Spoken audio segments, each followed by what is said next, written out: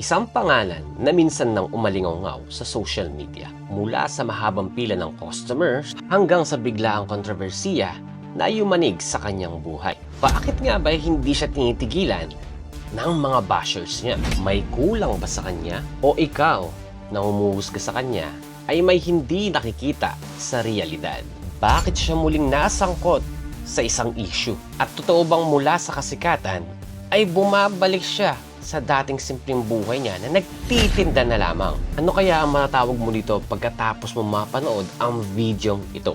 Sasabi mo bang kinakarma na siya? O nagsisikap, dumidiskarte, at lumalaban ng patas para sa kanyang buhay? Sa likod ng viral at ingay sa social media, may kwento ng pagsubok, pagkakamali at pakikipaglaban sa realidad.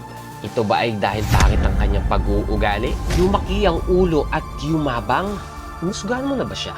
Or tumingin ka na ba sa sarili mo sa salamin? Alamin natin at himay-himayin ang katotohanan sa likod ng buhay ni Diwata.